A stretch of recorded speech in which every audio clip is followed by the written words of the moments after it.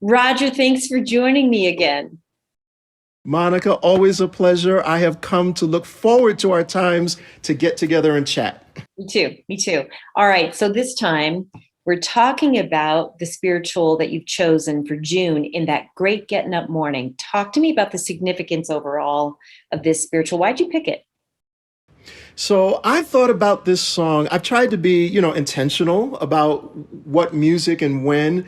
And during this month of June, where the nation now has become more aware of the celebration of Juneteenth, which was this whole idea where there were people, particularly in Galveston, Texas, which is where the Juneteenth celebrations kind of emerged from.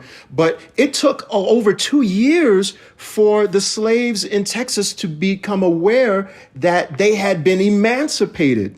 And that's for several reasons. There was no Google back then. There was no internet. Post office was working horse and buggies. So, the news wasn't as expedient as it is now.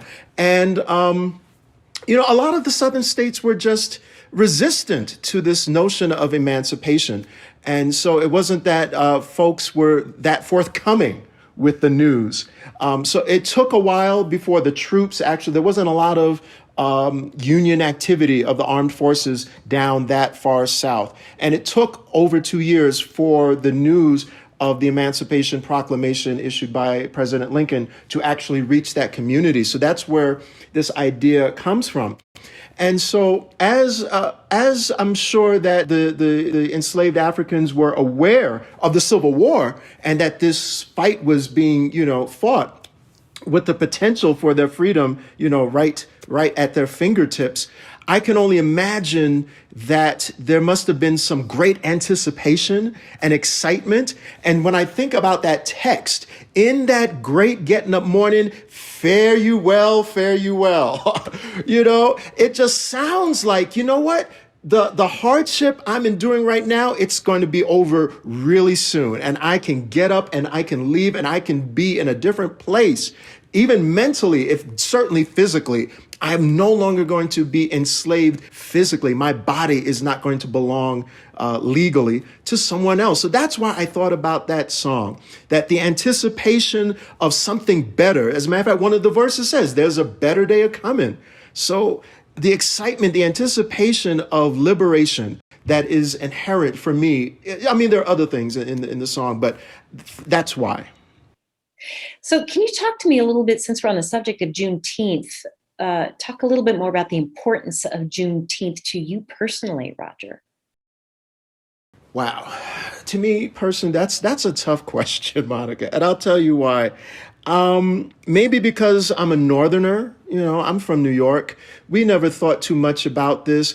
And it wasn't until much later in life that this celebration became known to me. So I'm also kind of a newcomer to this idea of Juneteenth.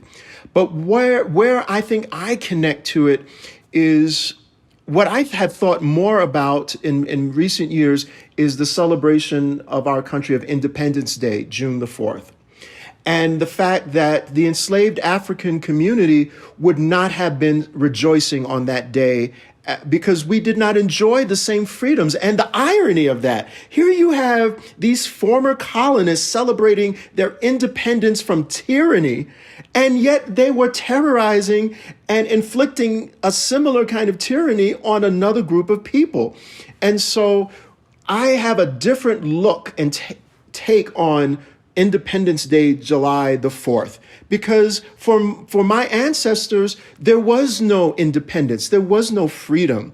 And so Juneteenth has taken on for me the meaning of independence. That is when African Americans probably can and should, and many already do, celebrate real independence. Because for us, July 4th had no meaning.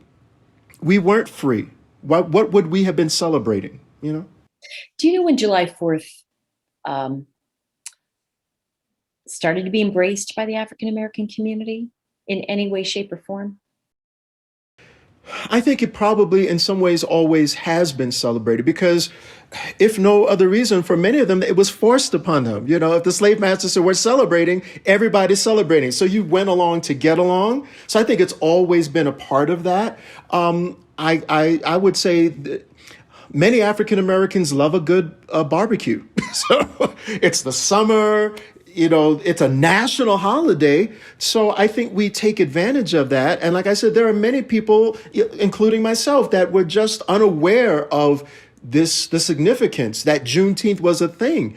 And so, I mean, even as we're now as a country becoming aware of the Tulsa, Oklahoma riot in 1921, I only learned about that about several years ago when here in Colorado, at the Performing Arts Center, there was an all-black rendering of the musical Oklahoma.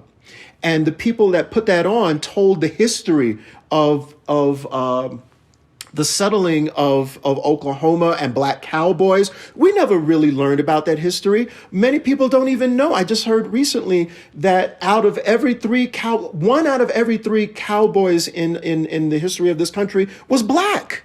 They were African American. We don't know that. It's like there were no black cowboys. We would never know that because the history is not told.